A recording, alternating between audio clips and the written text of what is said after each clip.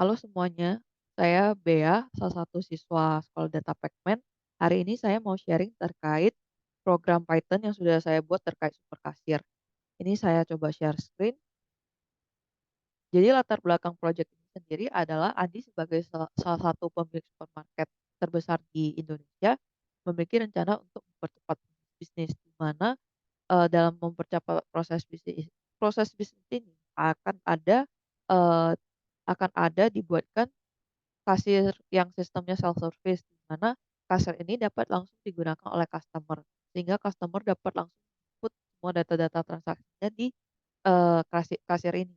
Nah, tentunya pembuatan kasir ini harus dibarengi dengan pembuatan program yang memadai eh, untuk digunakan. Nah, untuk requirement-nya sendiri dan objektifnya tujuannya itu tentunya ingin efisiensikan SDM dan juga ingin efektifkan eh, waktu ya, sehingga waktu akan lebih efisien.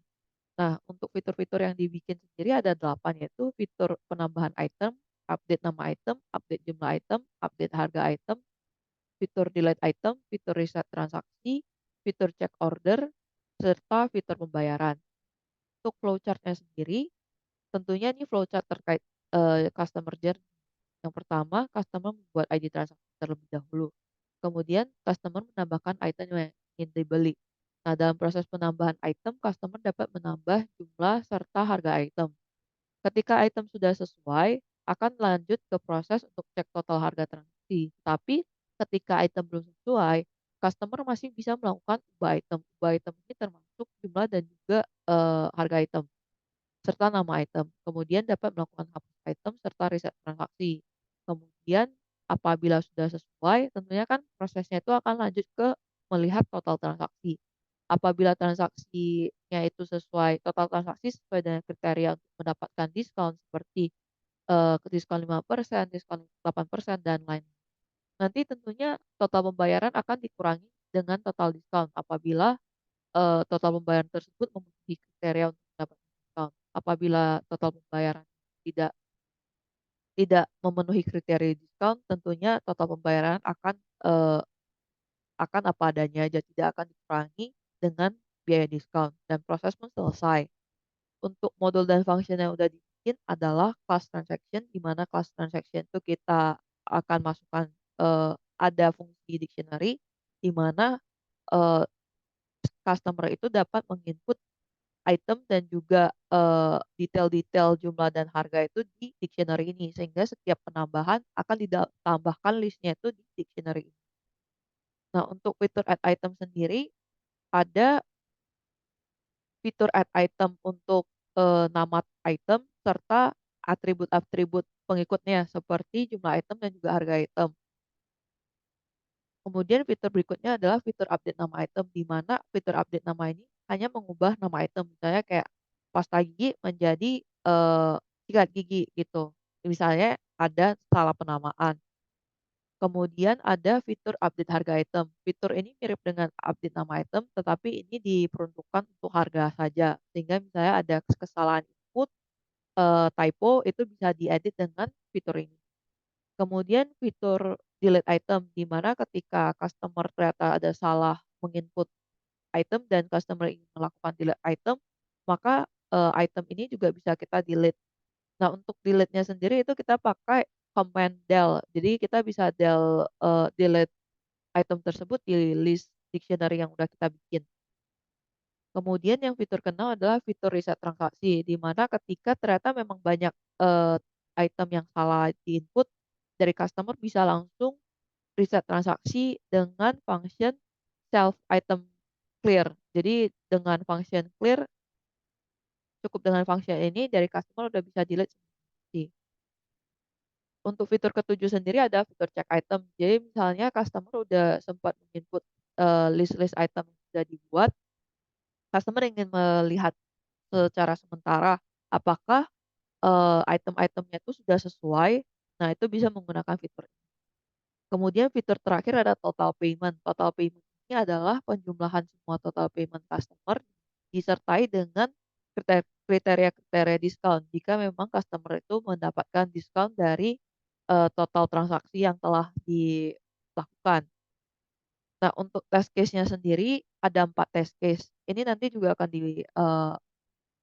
dilakukan ya, akan didemokan. Tapi hasilnya untuk sementara adalah as expected.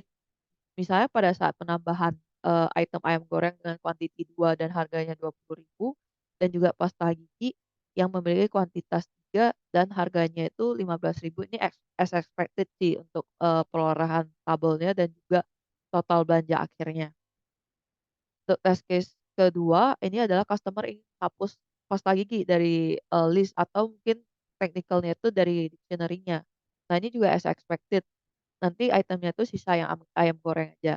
Kemudian yang test case ketiga adalah customer ingin melakukan reset transaction. Ini disertai dengan alert apakah customer itu yakin menghapus transaksi. Nah, ini juga kalau misalnya customer yakin, list belanja pun akan dihapus secara keseluruhan.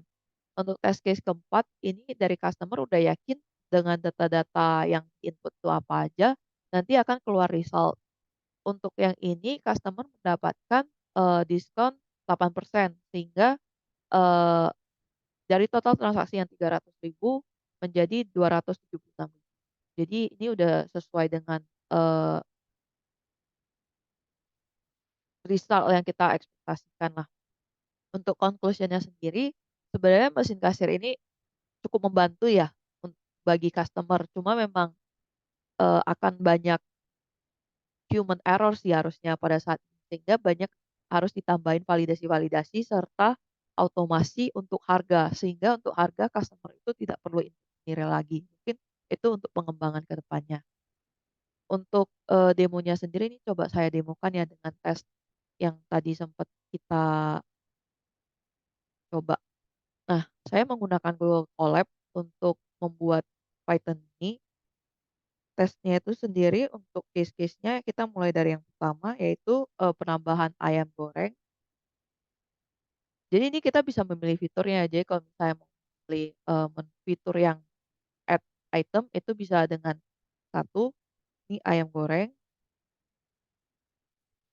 jumlahnya itu 2 harganya itu 20.000. Kemudian, yang yang kedua itu adalah fiturnya juga sama, ini masih kita tambahkan, ini pasta gigi. Ini mungkin saya tes case-nya tuh case keempat aja ya supaya waktunya. Pasta gigi kemudian untuk jumlah yang dibeli itu 3 dan harga itemnya itu 5.000. Kemudian kita tambah lagi satu lagi dengan fitur dengan, apa, dengan item mainan mobil,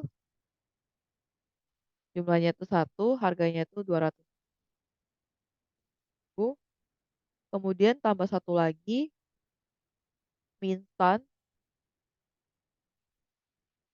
jumlah itemnya itu 5 harganya itu 3.000. Nah, ketika berhasil ditambahkan, kita tinggal melihat totalnya, jadi fitur menu ke-8. Nah, jadi ini udah keluar as expected sih result-nya. Nah, jadi ini demonya. Nanti mungkin, untuk detailnya bisa langsung refer ke program Python yang sudah di-upload di GitHub. Nah, sekian presentasinya, terima kasih.